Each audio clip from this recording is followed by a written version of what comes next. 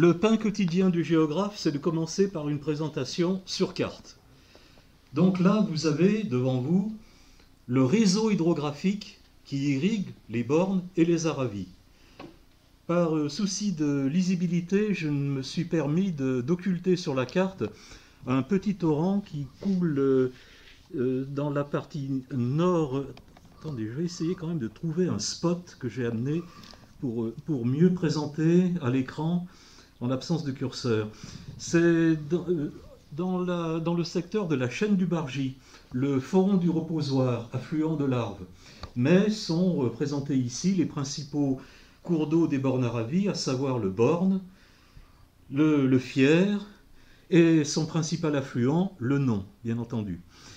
Je vais essayer, je vous demander 30 secondes, le temps que je déniche mes spots, ça me permettra d'être plus démonstratif et plus précis pour vous désigner les objets à l'écran.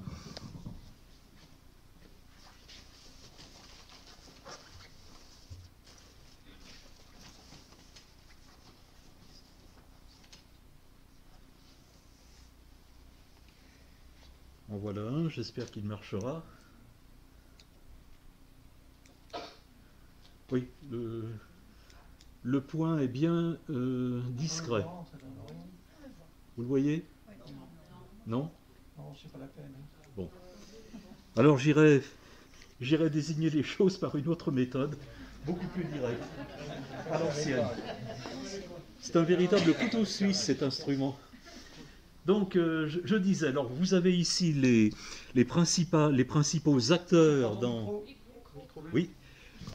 Vous avez ici, avec l'autorisation de l'autorité invitante, je peux tomber le masque? Oui, allez-y. Merci. D'autant que d'ordinaire, j'ai une voix qui porte et qui me dispense de me passer de micro, mais ce soir, je ne me lancerai pas trop dans cet exercice.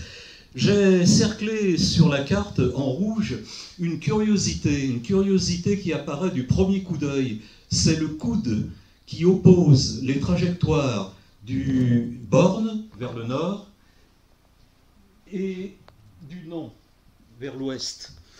Cette particularité est recensée dans l'inventaire national du patrimoine naturel. Et la rareté du site, vous le voyez, est classée et désignée comme étant de valeur internationale. Il est rare en effet de voir deux cours d'eau qui sont prêts à confluer et qui se tournent littéralement le dos et qui s'en vont chacun de leur côté. Alors j'ai relevé ici l'interprétation synthétique qui est faite par les auteurs de la fiche de l'inventaire national du patrimoine naturel. C'est le résultat d'une capture du Borne par le Non. Initialement, d'après un auteur qui a écrit un article en 1908 sur le phénomène, initialement, le Borne aurait été ce cours d'eau que je vais vous désigner maintenant.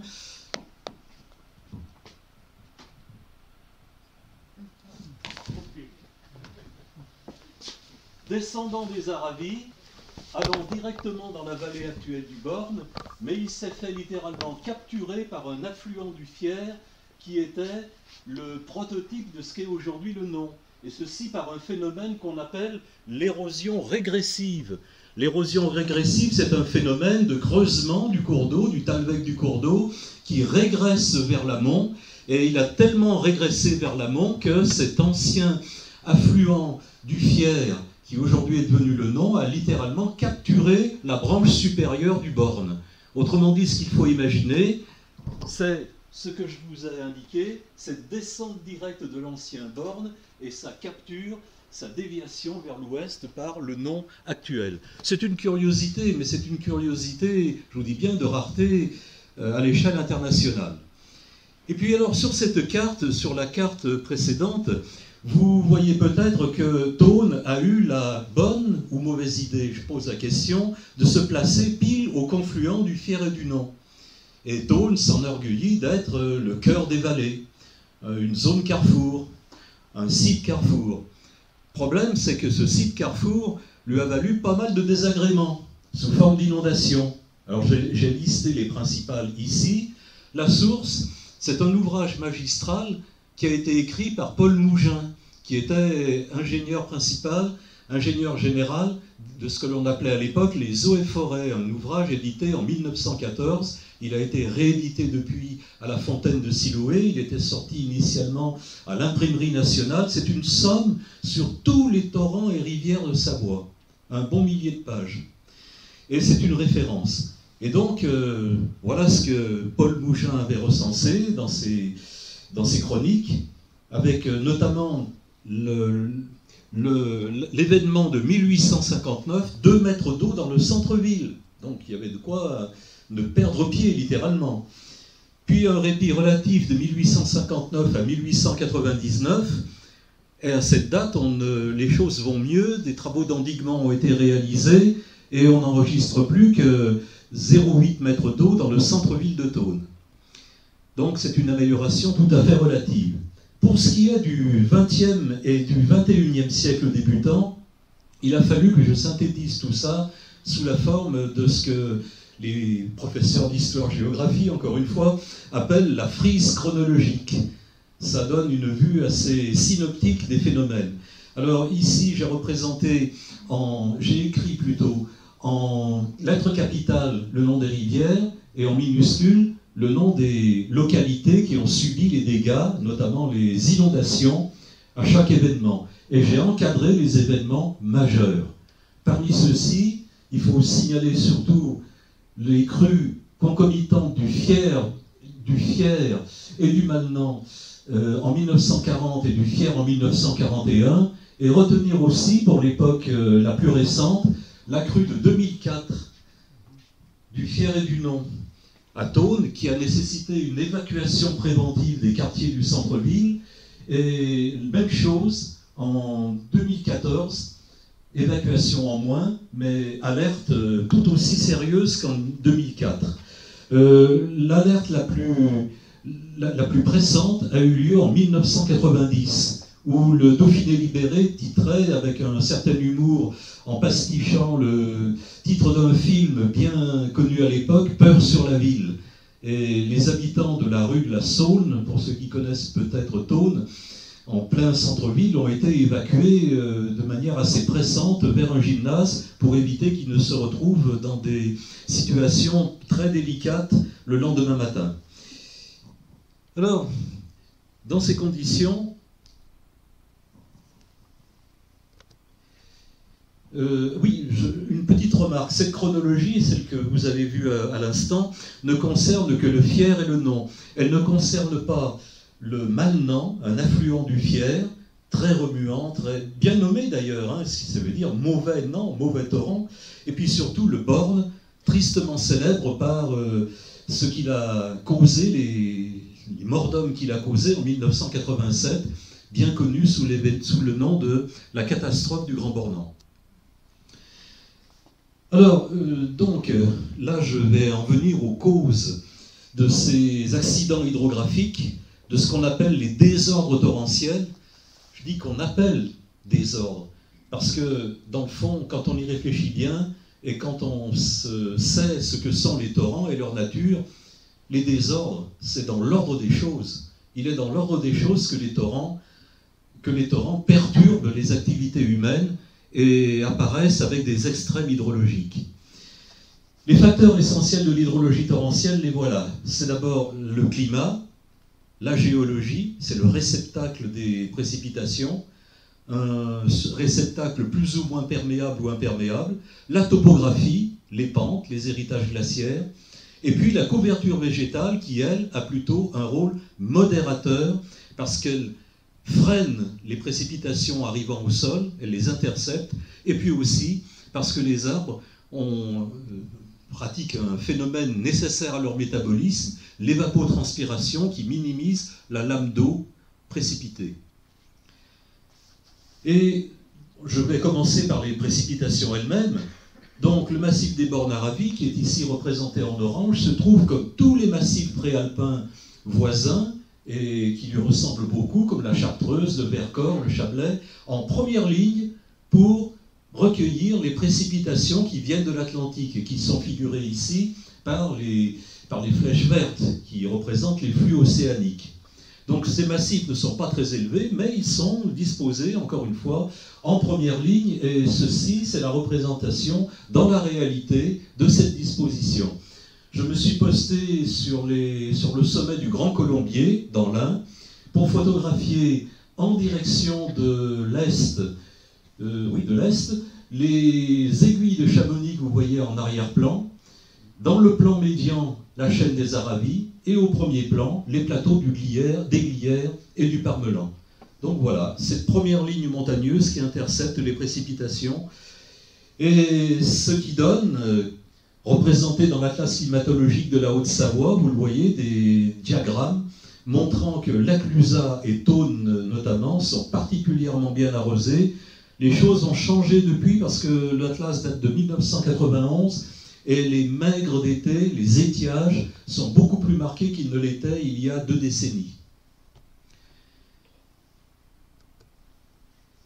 Du même atlas, les hauteurs moyennes de précipitations annuelles, alors vous devinez bien sûr que vous le voyez d'ailleurs dans l'échelle de couleurs qui est située au bas de la carte, les couleurs chaudes, ce sont les moindres précipitations, et les couleurs froides, bleu foncé, les précipitations maximales, avec notamment, vous voyez, près de LG, le Grand Bornand, cette auréole bleue, pardon, excusez-moi, pas du tout, autant pour moi, c'est plutôt ici, voilà, Thônes, le Grand Bornand est là, Laclusaz est là, et vous voyez que notre massif des Bornes-Aravis est copieusement arrosé, et cela vaut également pour ce qu'on appelle les pluies efficaces. Alors je vais vous dire dans quelques secondes ce que sont les pluies efficaces. Là, c'est tiré du site en ligne de la direction régionale de l'environnement Auvergne-Rhône-Alpes, et vous voyez que nous sommes, dans les Bornes-Aravis, toujours bien approvisionnés en eau. Les précipitations efficaces, c'est la différence entre les précipitations brutes, les précipitations totales qui arrivent sur une région, et ce que je vous désignais il y a quelques minutes par l'évapotranspiration. L'évapotranspiration, c'est-à-dire le pompage par les plantes des réserves hydriques qui sont issues de ces précipitations. Autrement dit, c'est le bilan net qui se retrouve sous forme de ruissellement, d'infiltration, ces infiltrations contribuant à la constitution ou la reconstitution des nappes phréatiques. Et nous sommes dans une région, une Bornes-Aravis, les plus arrosées de France, avec leurs 1700 mm, 1700 à 1800 mm d'eau en total annuel. Millimètres d'eau, vous pouvez traduire ça par litres par mètre carré. Vous imaginez une moyenne annuelle de 1700 litres d'eau par mètre carré. C'est quand même considérable.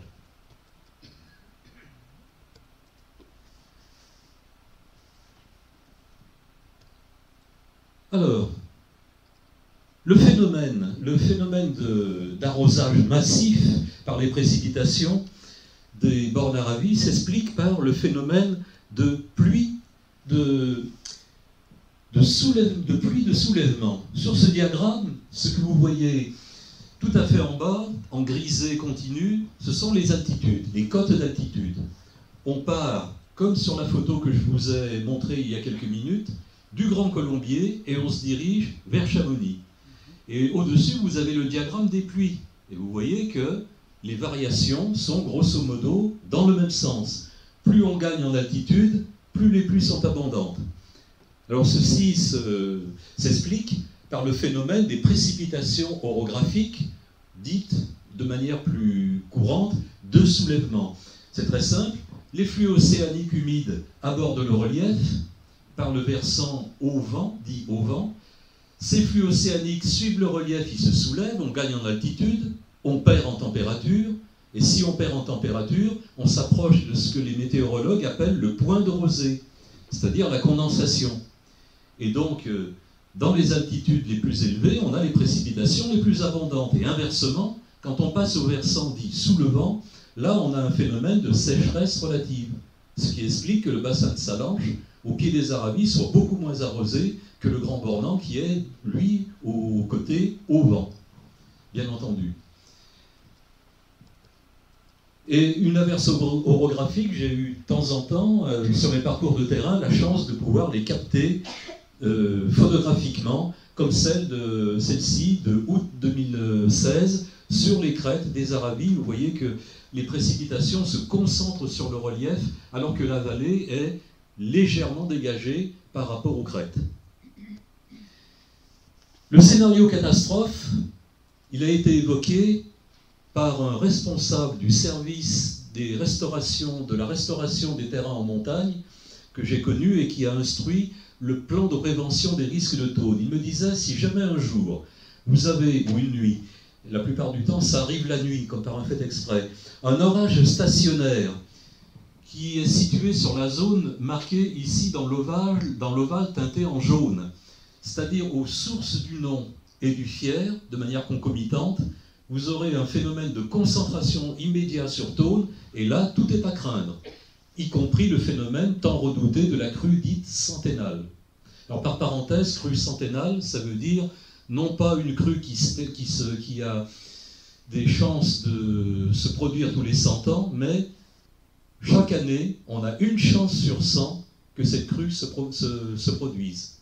Et alors là, on serait vraiment dans une situation extrêmement difficile.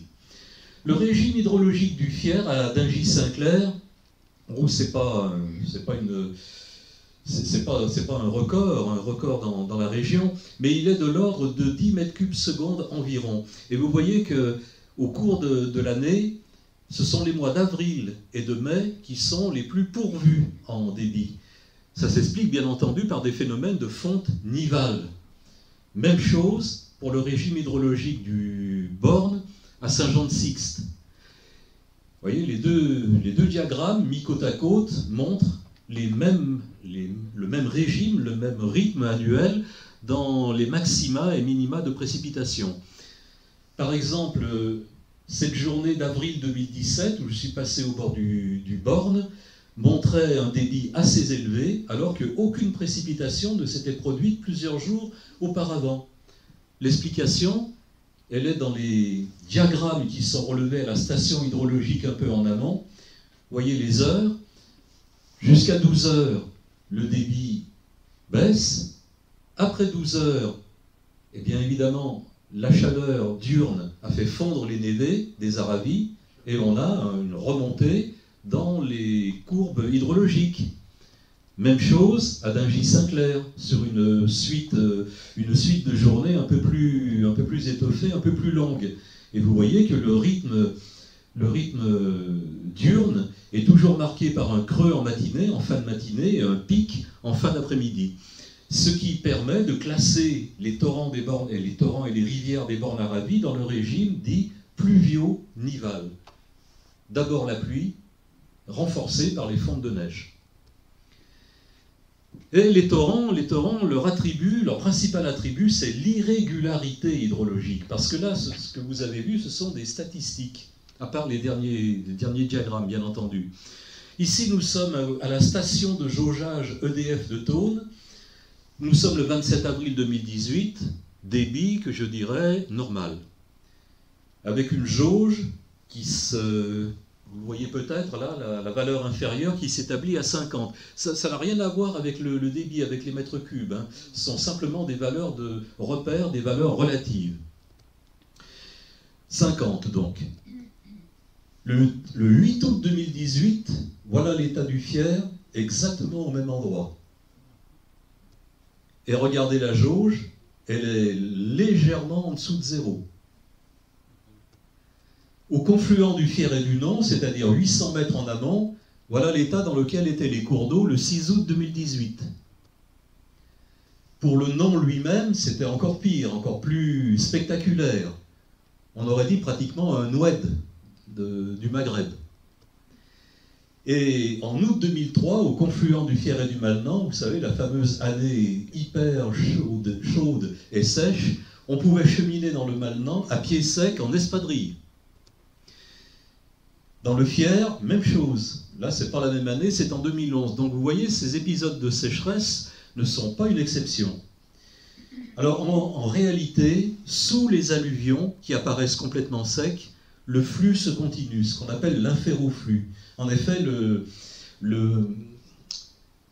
profil en long des rivières n'est pas rectiligne. Il comporte des creux, les mouilles, des bosses, les seuils, et dans les mouilles se trouvent des alluvions qui sont gorgées d'eau et qui gardent quand même une nappe phréatique temporaire qui se reconstitue ensuite lorsque le régime redevient normal sous l'effet des précipitations habituelles. Ici, nous sommes le 4 janvier 2018, à l'Arès, 16h40. Voilà l'état dans lequel se trouvait le Non ce jour-là. Contraste entre la crue et l'étiage, au même endroit.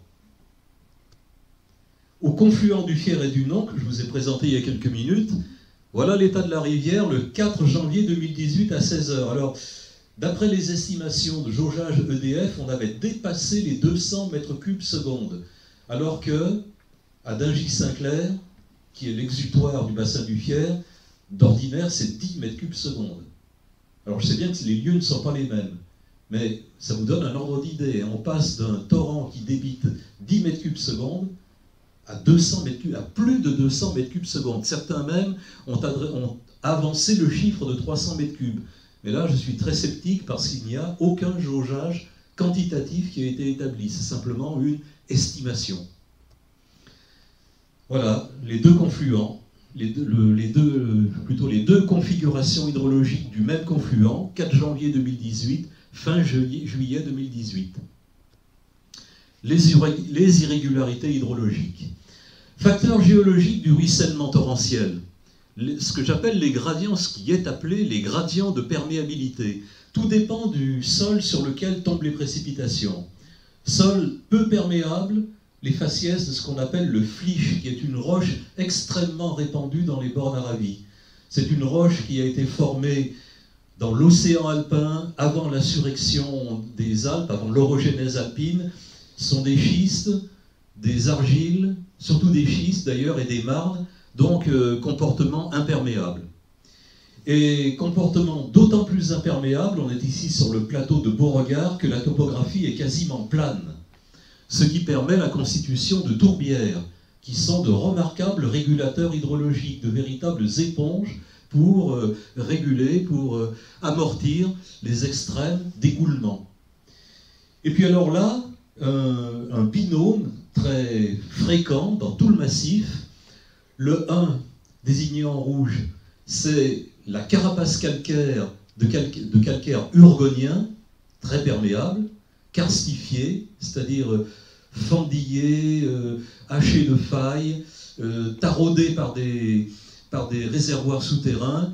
L'écoulement ici est essentiellement souterrain, il se fait dans la masse du calcaire. Le numéro 2, c'est le substrat, c'est ce sur quoi reposent ces calcaires urgoniens, ce sont des marnes et marno-calcaires. Là, on est dans le domaine de l'imperméabilité. À la surface des calcaires, des entonnoirs naturels, qu'on appelle des dolines, et qui captent les flux de surface et qui les dirigent vers des gouffres, vers des réseaux souterrains. À la surface du calcaire, toujours des lapiers. Alors les lapiers, on les connaît surtout par les grandes étendues calcaires du massif du Haut-Gifre, les grandes platières par exemple. Mais nous avons également des lapiers très étendus, très spectaculaires sur le plateau du Parmelan et aussi au pied de la Pointe Percée.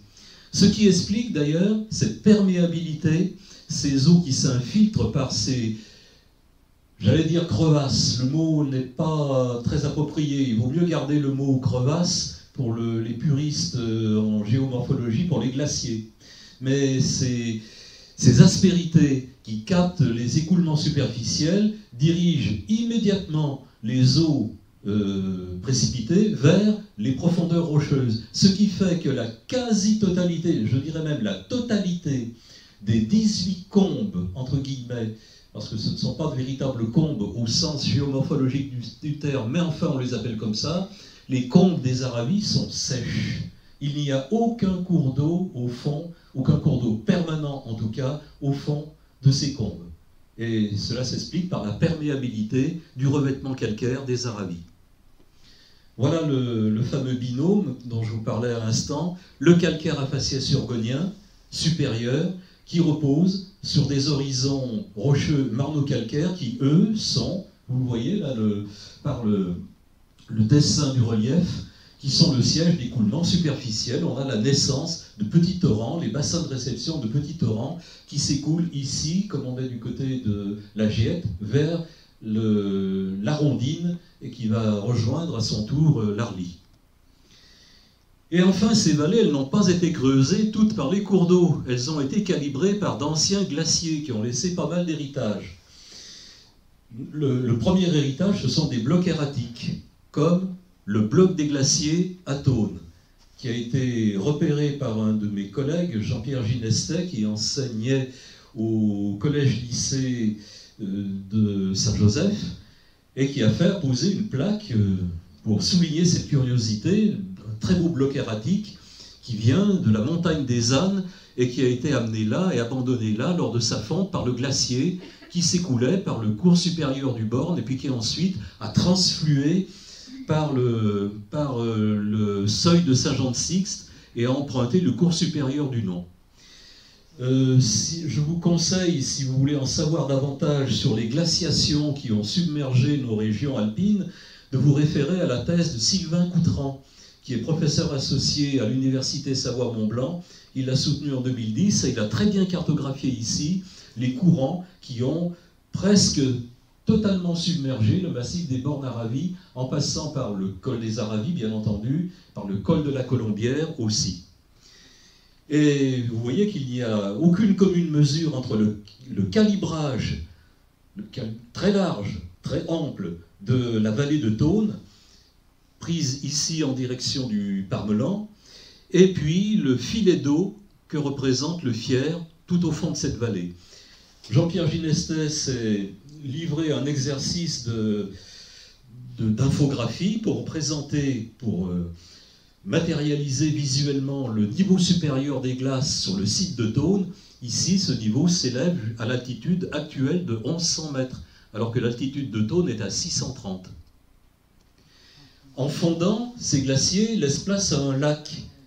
Il y avait un lac qui s'étendait de Dingy-Saint-Clair à 2 km, 3 km de manière bifide, en fourche, en amont de Thônes. Et au fond de ce lac sont déposées des argiles que vous voyez ici en teinte ocre, surmontées d'un revêtement alluvial très épais. Mais tout ça est très tendre. Alors ce ne sera pas sans conséquence pour une explication que je vous développerai tout à l'heure sur l'érosion des berges des torrents. Je vous parlais de la couverture végétale et de son rôle modérateur sur les précipitations. On ne soulignera jamais assez ce rôle. D'abord, les arbres interceptent les précipitations par leurs branches. Ensuite, ils les fixent et ils les régulent, enfin ils les ralentissent et ils les régulent par leurs racines. Et puis, cerise sur le gâteau, ces arbres stabilisent légèrement, mais stabilisent quand même, le manteau neigeux qui, par la pression qu'ils exercent sur leur fût, leur donne ce port dit en crosse, caractéristique des arbres d'altitude. Donc on a tout à gagner à avoir des étendues boisées si on veut lutter contre les inondations. C'est ce qu'ont bien compris les ingénieurs forestiers de la fin du 19e siècle et du début du 20e. La végétation, heureusement pour ceux qui craignent les inondations, est en train de gagner du terrain à la vitesse grand V. Voilà une carte postale qui n'est pas précisément datée, mais que j'ai pu photographier dans la collection des Amis du Val-de-Thône. On va dire qu'on est au début du XXe siècle. Vous voyez le versant, il est parsemé de prés, de prairies, surtout de prés de fauche. Et voilà l'état actuel du même versant. Je crois que les images parlent d'elles-mêmes.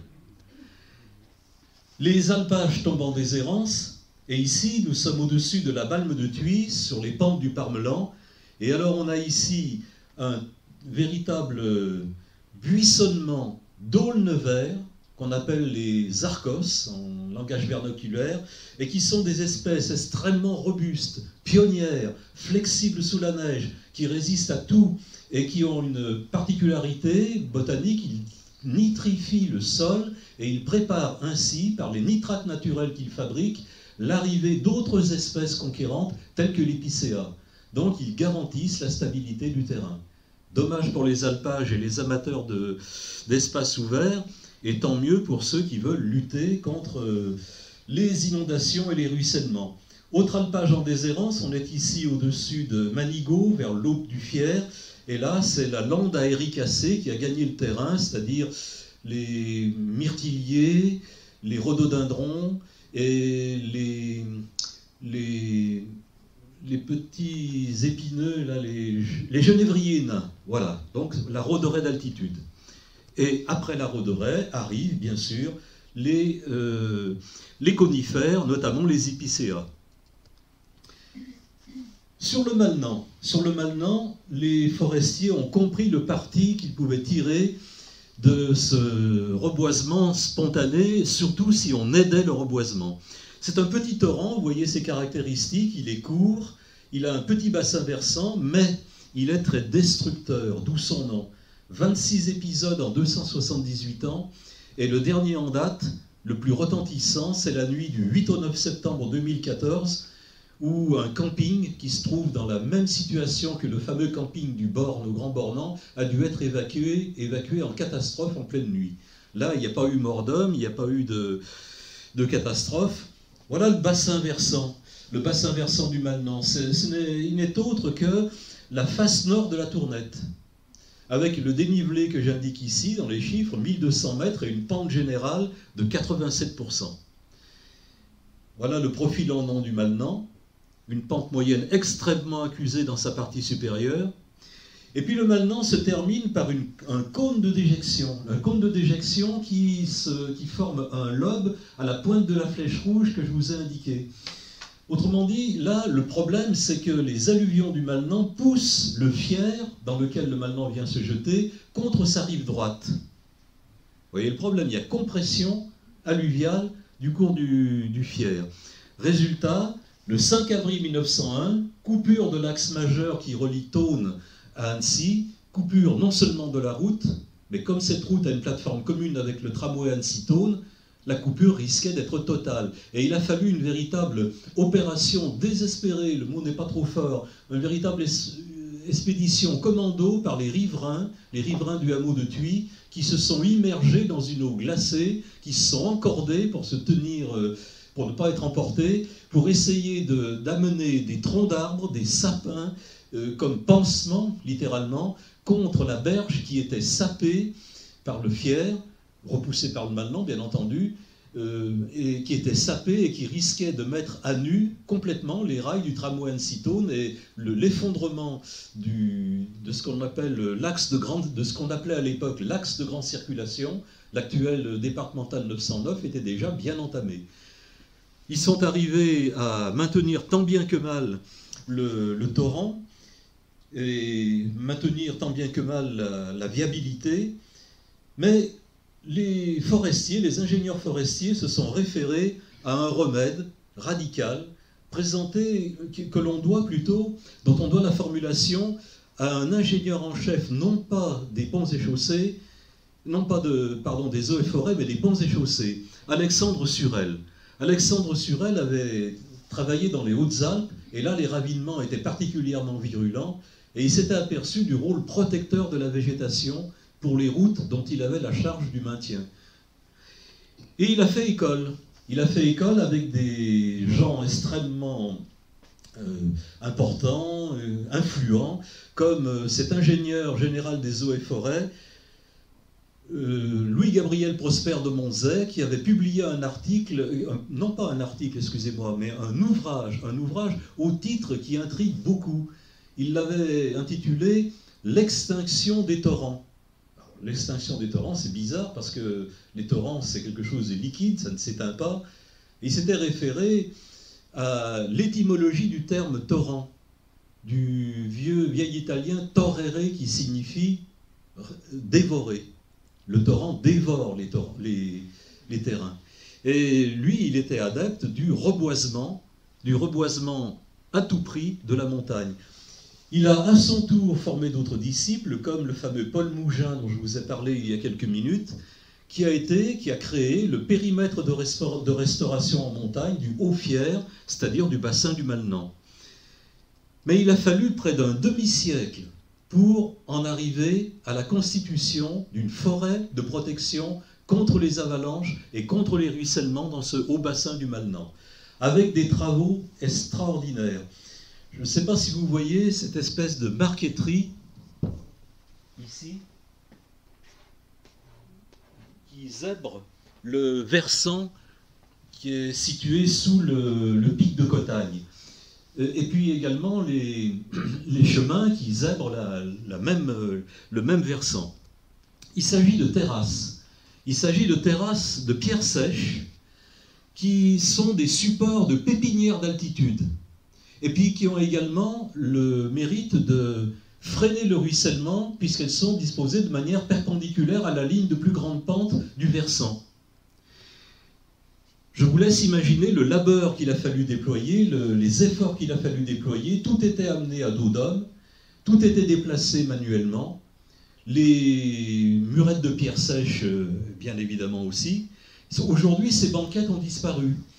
Il n'arrive qu'on en trouve le long du sentier de grande randonnée qui relie Montremont à la Tournette, par le col des Frettes, quelques vestiges comme ce petit replat, avec pas mal de pierres, qui doivent être, je présume, un des rares vestiges de ces anciennes banquettes. Et puis ces chemins qu'il a été nécessaire de tailler à Même-le-Roc, à la Baramine, à la Pioche, 4 km de chemin ainsi établis pour amener, toujours à dos d'homme, l'outillage, les pierres sèches et aussi les graines d'arbres dont on trouve le détail dans les archives du service de restauration en montagne d'Annecy.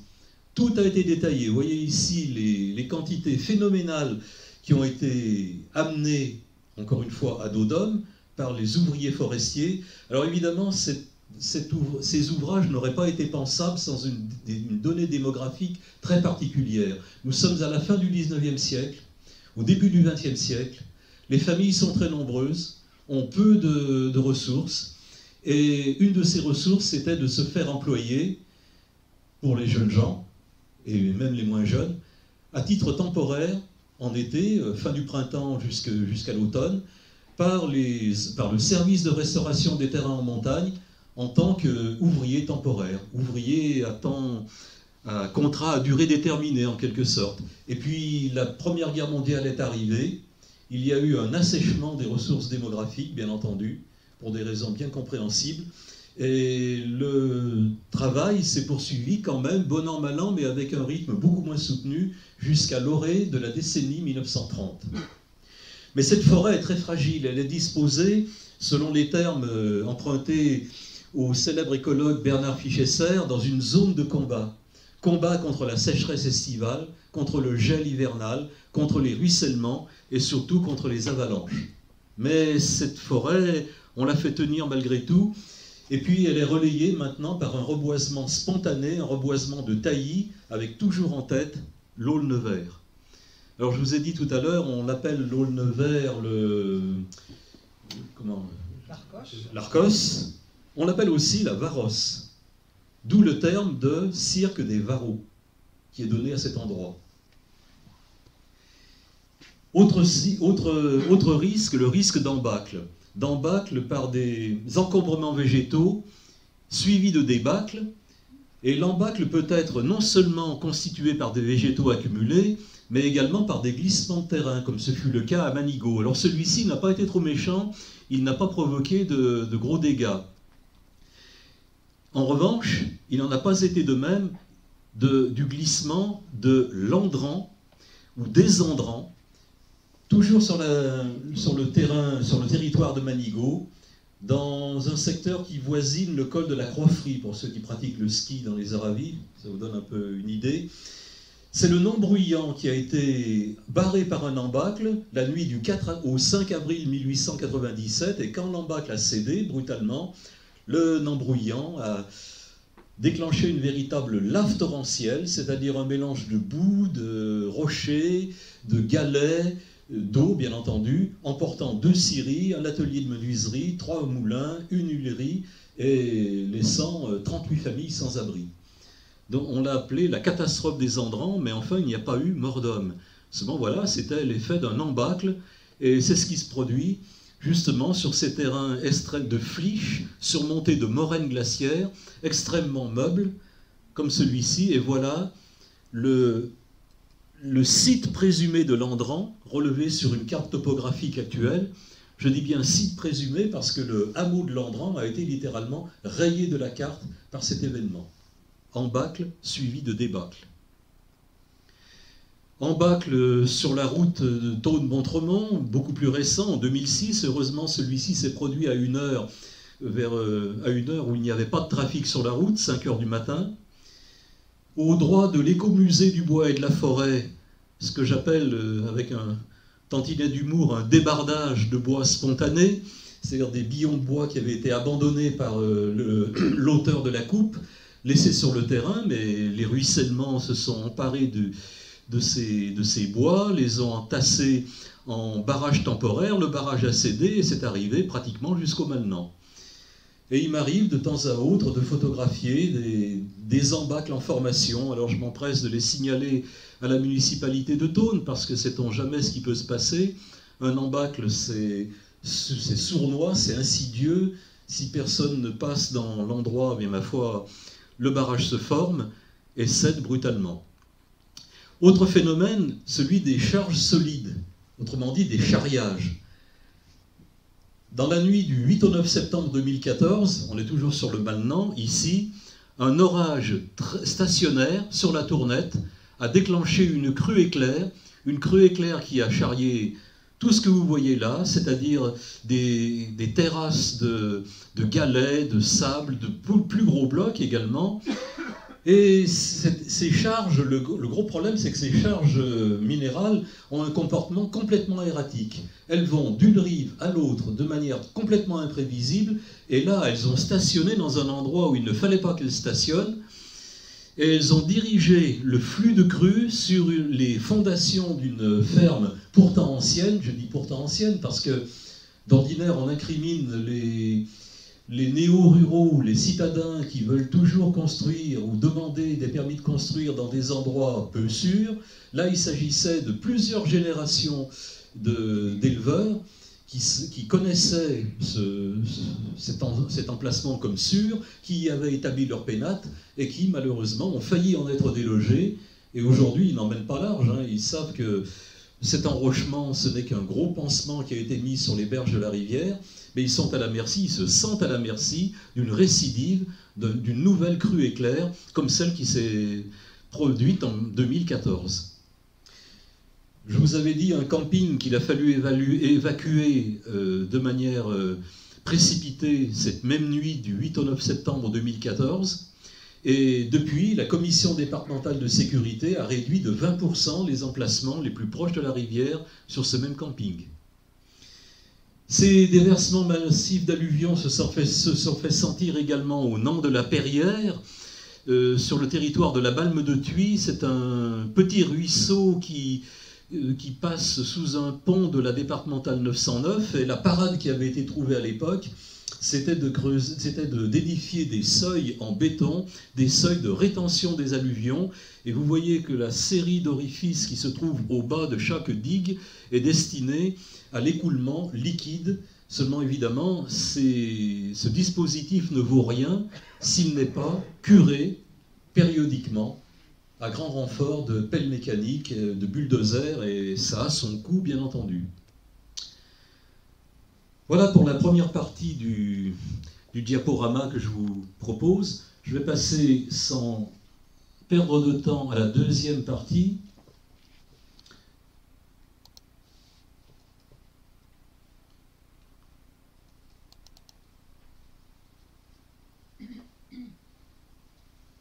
Tout ça pour vous présenter un deuxième risque. On parle toujours du risque d'inondation, on l'a présent à l'esprit, mais on a moins présent à l'esprit les méfaits de l'érosion produite par les torrents.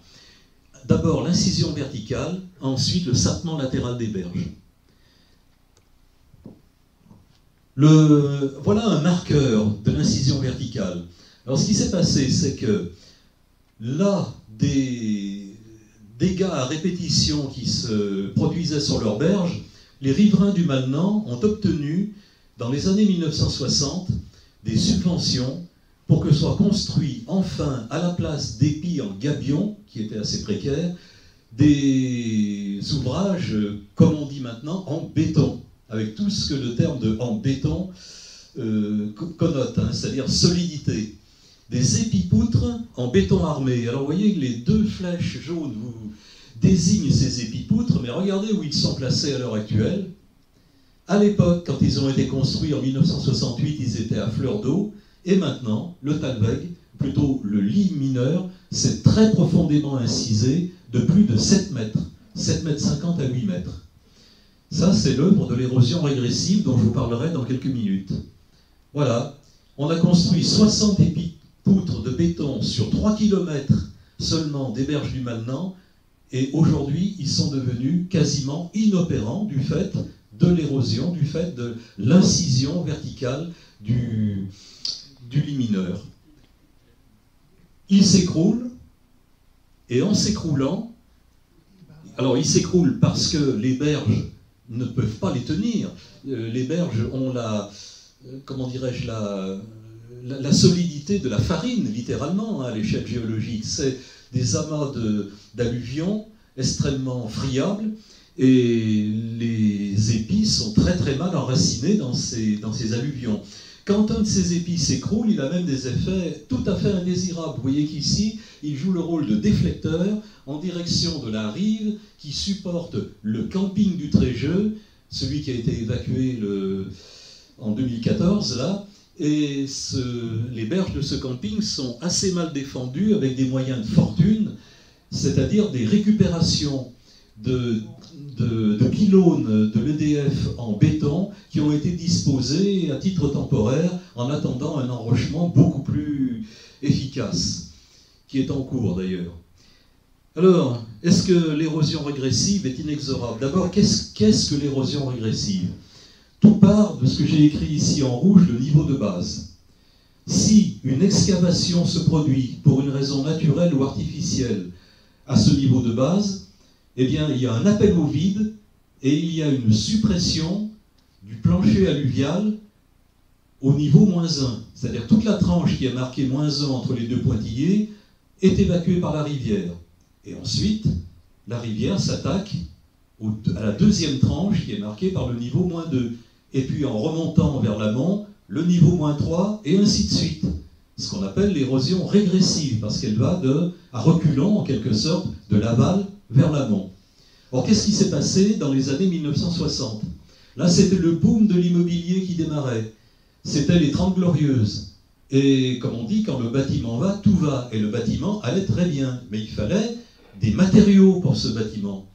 Et les matériaux, où les trouver? Eh bien, sinon, dans le lit mineur du Fier, à la hauteur des îles, aux confins des communes de La Balme-de-Thuy, de Dingy-Saint-Clair et d'Alex. Et 3 carriers s'étaient installés là et puisaient allègrement, c'était bien avant la loi sur l'eau qui l'interdit maintenant ça, hein, et puisaient allègrement, bien au-delà des quotas qui leur étaient attribués, dans le lit même de la rivière, d'où le creusement du niveau de base. Et ils ont déclenché ainsi un processus irréversible d'érosion régressive. Irréversible et d'autant plus virulent qu'il s'est développé, vous reconnaissez une photo que je vous ai déjà montrée, dans ces argiles lacustres ultra tendres et qui ne résistaient pas pour 2 sous à l'érosion et à l'incision verticale.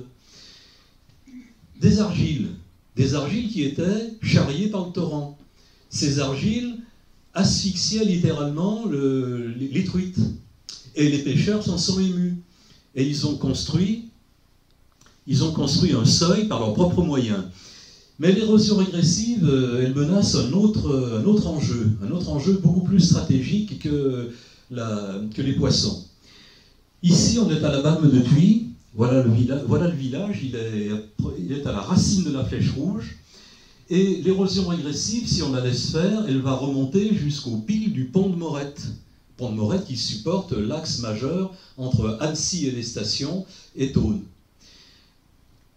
Il y avait un rempart, il y a toujours un rempart, c'est un seuil rocheux qui paraissait robuste. Puis quand on l'a examiné de très près, il était beaucoup moins robuste qu'il n'y paraissait. Un seuil de calcaire urgonien, à tel point d'ailleurs que les ingénieurs de la direction départementale de l'équipement, on ne l'appelait pas encore la DDT à l'époque, on l'appelait la DDE, se sont dit il faut renforcer le seuil, il faut le cuirasser. Le cuirasser avec un parement de mélèze. Ce parement de mélèze, le voilà. Alors pourquoi des mélèzes? Pourquoi ce platelage en mélèze? Parce que le mélèze est quasiment imputrescible. Seulement, ce faisant, on faisait un plan très très lisse qui empêche les salmonidés de remonter pour les besoins de leur reproduction, du frais.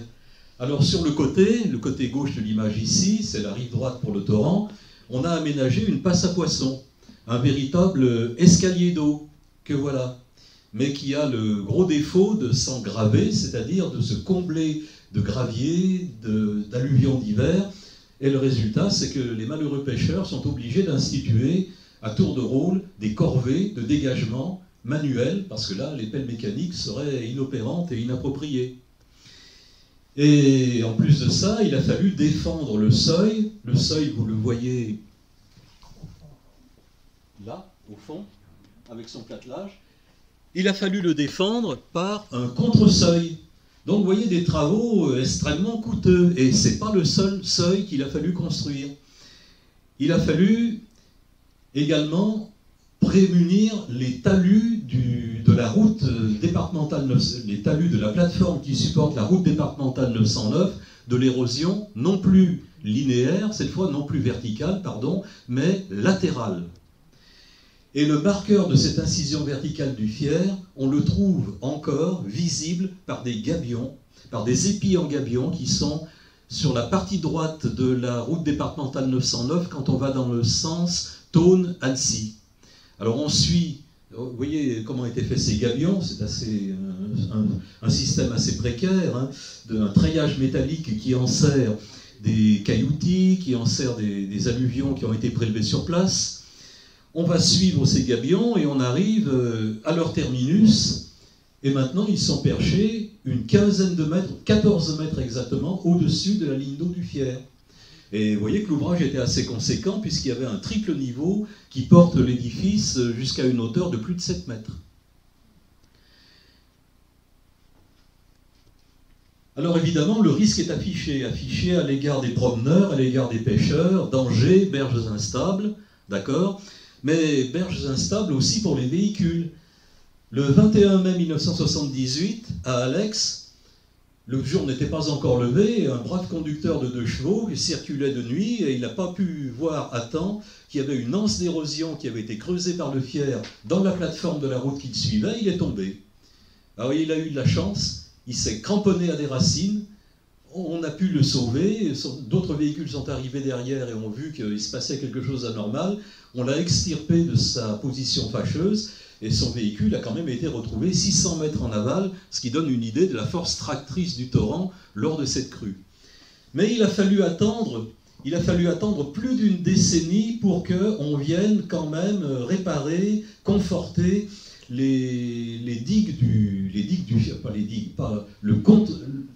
conforter la plateforme supportant la départementale 909, et les travaux sont encore en cours actuellement. Voilà le travail achevé, provisoirement en tout cas, et voilà ce que ça a coûté. C'est quand même pas une mince affaire, hein. Je vous dirais, pour la petite histoire, la note n'a pas été envoyée au carrier, hein. C'est le contribuable qui a dû, au niveau départemental, assurer les frais. Voilà, alors, pour éviter que les torrents ne s'enfoncent et ne fassent appel au vide, on a construit des seuils transversaux. Là, les digues, elles sont dans le sens longitudinal, elles protègent les plateformes de route. Ici, on fait en sorte que l'incision verticale soit temporairement bloquée, en tout cas ralentie par des seuils transversaux qui ont été disposés à la perpendiculaire du sens de progression de la ligne d'eau. Ici, on est au confluent du Fier et du Malnan, et l'enjeu, c'est de contenir aussi cet amas d'alluvions du cône de déjection du Malnan. Parce que sans cela, et si le seuil venait à céder, il irait, le contenu alluvial, qui est situé ici, irait au droit de l'usine Fournier, de l'usine Mobalpa.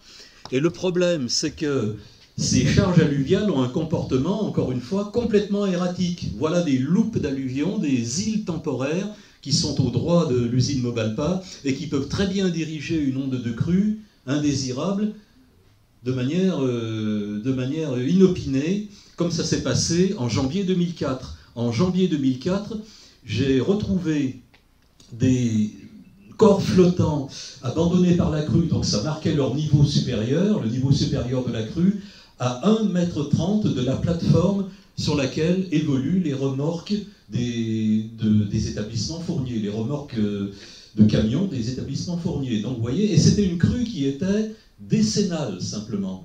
Donc je vous laisse imaginer pour une crue trentenale et a fortiori pour une crue centennale. Donc ces charges alluviales, elles sont à surveiller au même titre que les risques d'inondation. Elles participent d'ailleurs à aggraver les risques d'inondation. Voilà comment est construit un seuil. La plupart du temps, il s'agit d'une armature métallique de pales planches, et puis ces pales planches sont contrebutées par des blocs amenés à la pelle mécanique. Voilà le seuil dont je vous faisais la présentation à l'instant. Il est menacé à l'aval par un appel au vide, par une érosion qui déstabilise son plan incliné. Il est menacé à l'amont par la force tractrice du torrent qui a littéralement tordu l'armature métallique dont est fait le seuil.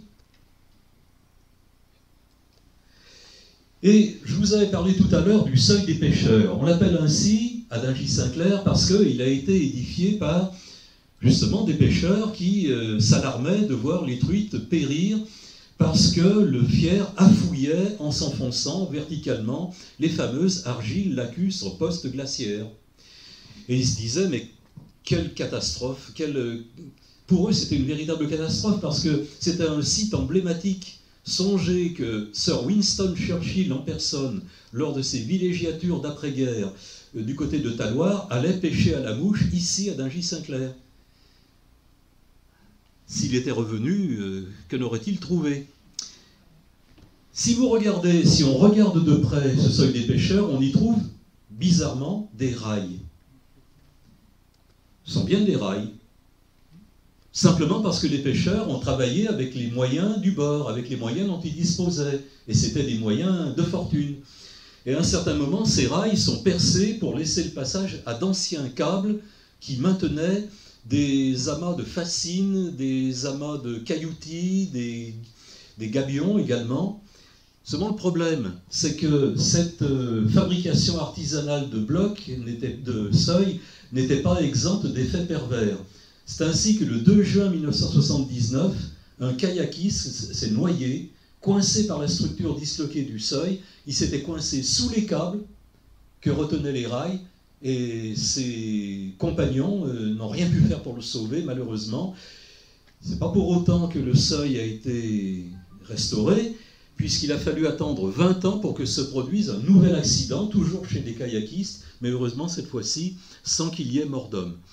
Alors, le seuil artisanal a été relayé maintenant par des moyens plus sérieux, par des moyens que j'appelle industriels, par une entreprise suisse d'ailleurs qui s'était payée à prix d'or pour édifier un seuil au droit du gymnase des Perras à Thônes.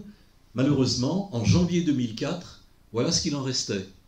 Alors tout simplement par le fait que sur la rive gauche, la rive qui est ici en noir, elle est d'une consistance très très très faible. Ce sont des alluvions qui n'ont pas été sondés lors de l'édification du seuil. Autrement dit, le seuil reposait sur un point d'appui quasiment inexistant. Et la crue a fait sauter le bord gauche du seuil.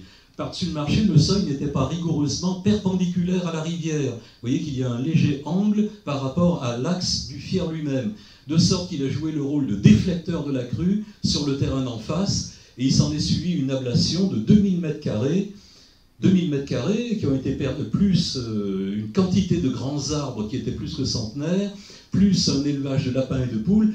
Le propriétaire s'est énervé, il a traîné la commune de Thônes devant le tribunal administratif pour mauvaise surveillance, mauvaise conception de l'ouvrage, et le tribunal administratif a donné raison aux plaignants.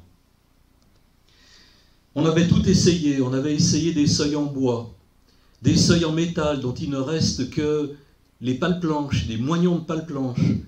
Les seuils ont été emportés par les crues. Alors, ce qui a été fait de manière plus sérieuse, c'est l'enrochement des rives de Thônes, avec des moyens, cette fois-ci, très conséquents. Fin des années 90, début des années 2000. Un véritable travail d'artiste, hein, parce que ce parement de blocs, il a été fait sans mesure au laser, sans mesure très précise, simplement à l'œil, je les ai vus opérer par les conducteurs d'engins. Et côté route d'Annecy, là, on a mis les grands moyens avec un alignement de pales planches extrêmement serré. On a également consolidé les blocs par des liaisonnages. Donc là, vraiment, on n'a rien laissé au hasard. Et ces blocs tiennent bien à chaque crue.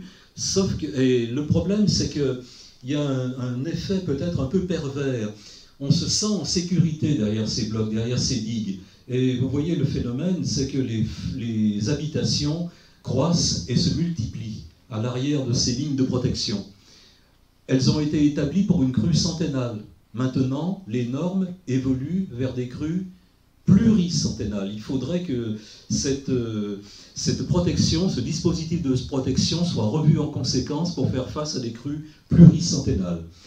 Et puis, il faut également élaguer la végétation qui vient introduire une rugosité qui freine l'écoulement des crues. Donc, élagage périodique. Et puis, autre problème, c'est que les pêcheurs disent « mais cela nuit à la biodiversité ». Vous faites un chenal à ciel ouvert, le courant se précipite, les poissons ont du mal à tenir, donc ils ont demandé et obtenu de l'autorité préfectorale la disposition de blocs de diversification que vous voyez sur la gauche, qui augmente la rugosité du chenal, bien entendu. Ça va à l'encontre de l'évacuation rapide de l'onde de crue. Et le maire de Thônes, l'ancien maire de Thônes, a vigoureusement protesté contre ces initiatives des pêcheurs. Il n'a rien pu empêcher, mais ça n'a pas du tout contribué à détendre les rapports entre la municipalité et les fédérations de pêche. Je vous le garantis. À l'amont de Thônes, un merlon qui protège, un véritable rempart de blocs liaisonné qui protège le bourg des incursions du Non. Il reste quand même un segment à protéger. Ce segment, c'est au droit du centre-ville de Thônes, le long du Non.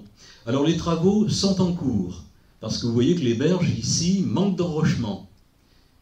Et ici, on a un point particulièrement vulnérable, c'est ce qu'on appelle le showroom ou le hall d'exposition de l'usine Mobalpa, des établissements fourniers, de grandes vitrines qui pourraient être allègrement défoncées par des corps flottants, par des troncs d'arbres, littéralement, comme ça a failli se faire lors de la crue de janvier 2004. Actuellement, on est en train de recalibrer le Non à Thônes, c'est-à-dire de creuser la ligne d'eau, de manière à assurer un meilleur débit. Mais le problème, c'est qu'il faut prendre des précautions.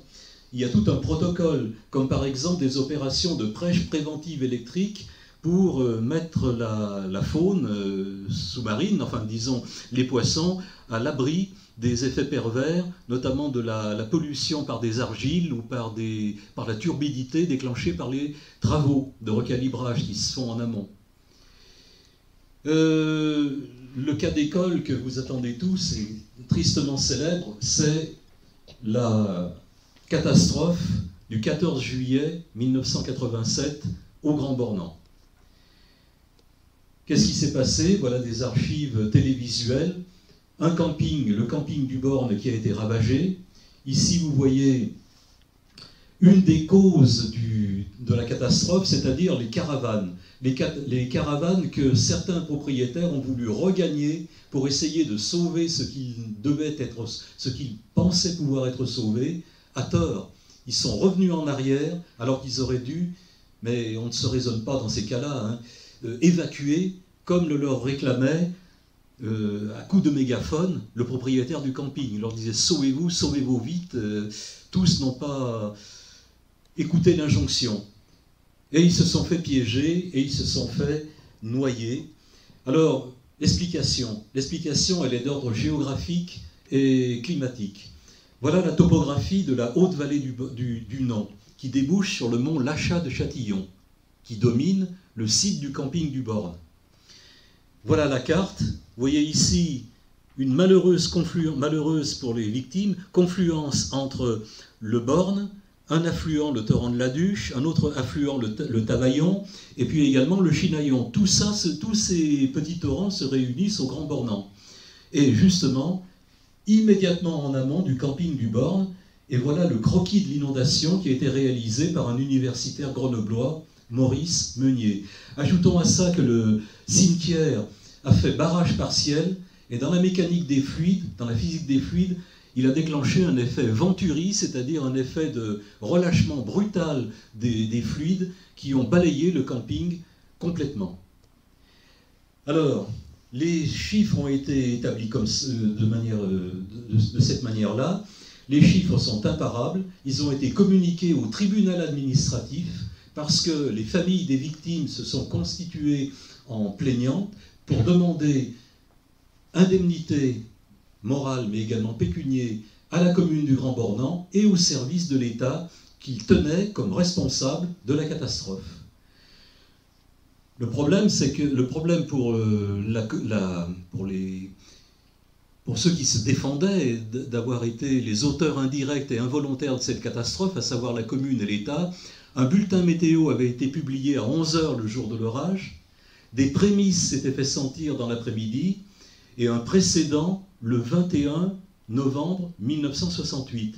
Et un autre précédent qui n'est pas mentionné ici, mais qui a été déterminant, très exactement le 8 juillet 1936, où on a eu des dévastations exactement sur la même échelle et au même endroit.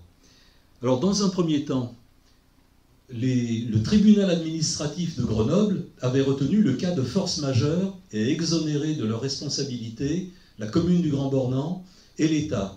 Pour la petite histoire, le Premier ministre de l'époque, Jacques Chirac, en personne, s'était déplacé pour apporter son soutien au maire du Grand Bornand. Et lui aussi soutenait la thèse du cas de force majeure. Il n'a pas été le seul, des élus locaux l'ont fait également. Mais le 13 mai 1997, appel auprès de la Cour administrative de Lyon, qui cette fois-ci donne raison aux plaignants, c'est-à-dire aux familles des victimes, au motif que, eh bien, la commune avait autorisé l'installation du camping dans le lit majeur du Born, et puis surtout qu'elle n'avait pas tenu compte du fameux épisode du 8 juillet 1936. Donc là, ça faisait tomber complètement le cas de force majeure. Vous voyez que les archives historiques ont parfois une efficacité redoutable sur le plan judiciaire. Et pourtant, la leçon n'a pas été immédiatement retenue. Quelques années après, le long du Born, un petit peu en aval du camping, eh bien, une discothèque a été autorisée à se construire. Alors qu'elle portait un nom un peu bizarre, sans vouloir faire d'humour noir, elle s'appelait le surf. On pouvait surfer sur le Born. Mais alors, après, quand même, on s'est dit, non, on ne peut pas laisser un établissement de loisirs comme ça, qui accueille du public, sur un point aussi suspect. Alors, c'est devenu le bâtiment des services techniques municipaux. Mais quand même, on a fait des aménagements conséquents. On a recalibré le lit majeur et le lit mineur du Born. On a recalibré également l'arche du Born. Et puis, le problème, c'est que les arches des ponts ne sont pas toujours calculées de manière très pertinente. Voilà le fameux pont de Morette. Vous voyez la flèche rouge, elle désigne la marge d'erreur dont on s'est aperçu un peu trop tard, une fois que le pont était fait, la marge d'erreur entre ce qu'aurait dû être le niveau inférieur des poutres supportant le pont et le tablier du pont. Mince, se sont dit les ingénieurs, on a confondu les deux côtes, mais le pont était construit. Alors qu'est-ce qu'il a fallu faire? Il a fallu construire une surverse pour évacuer la crue centennale à côté du pont. Le problème, c'est que cette surverse, elle donne droit en face d'une scierie qui craint énormément pour son parc de matériaux en bois. Voilà. Et alors, actuellement, pour nous réconcilier avec les rivières, et j'en terminerai avec ça, la plaine du Fier est en cours d'aménagement sur une heureuse initiative du conseil départemental. Il s'agit de permettre à des promeneurs, à pied, à cheval et à VTT, mais pas en voiture bien entendu, de déambuler sur les berges du Fier, dans ce qu'on appelle la plaine du Fier bien entendu. Alors on y a mis les moyens, on a construit des passerelles, on a contribué avec des dispositifs en poutre, les talus de cheminement, et ça permet de donner accès à ce fameux lit en tresse. Ce lit en tresse, c'est-à-dire ce cheminement de la ligne d'eau active entre des bancs d'alluvions, et ça donne un terrain propice au développement d'une très belle ripisylve. Ripisylve, c'est-à-dire une bande boisée qui suit les rives du torrent. Et on a là un milieu amphibie qui est de toute beauté, un milieu amphibie qui abrite une faune, comme par exemple, une faune assez rare, comme par exemple ce petit échassier qu'on appelle le gravelot, et qui, comme son nom l'indique, a pour habitude de pondre sur les galets des bancs d'alluvions délaissés par le cours d'eau. Alors il faut donc déambuler avec pas mal de précautions pour ne pas écraser ses œufs. Mais ce n'est il y a des hérons, bien entendu.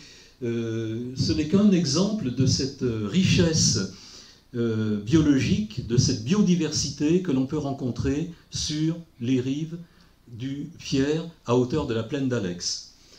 Alors, pour conclure, je dirais qu'on a tous un rôle citoyen à jouer lorsque nous avons affaire à des problèmes, soit d'érosion torrentielle, enfin tous les risques qui sont liés au voisinage des torrents. C'est d'abord de contribuer aux enquêtes par des dépositions, des contributions écrites, spontanées, lors des enquêtes publiques, lors de l'instruction des plans de prévention des risques. C'est également essayer de ne pas forcer la main, de ne pas faire pression sur les élus pour leur tordre le bras en disant ce terrain-là qui m'appartient, si vous pouviez mettre une petite frange constructible alors que vous le déclarez inconstructible. Non, il faut jouer le jeu. Il y a risque ou il n'y a pas risque. Qui est qualifié pour voir s'il y a risque? La plupart du temps, ce sont les ingénieurs des services décentralisés de l'État, et il faut leur faire confiance. Et puis, il y a également, maintenant, un dispositif qui alourdit peut-être la fiscalité, mais pour la bonne cause. C'est la loi GEMAPI, la gestion intégrée des risques. Un impôt supplémentaire peut-être, mais dont le produit est justement affecté à l'aménagement des berges, à l'aménagement sous forme de digues, sous forme de seuil, pas seulement, mais en grande partie. Et puis ces torrents, ils méritent non seulement d'être craints et respectés, mais d'être aussi admirés. Il en va d'eux comme des grands fauves. Ils sont majestueux, ils sont très beaux, mais il faut se tenir à distance, se contenter de les admirer et de ne pas les provoquer par un contact trop direct avec eux. Je vous remercie.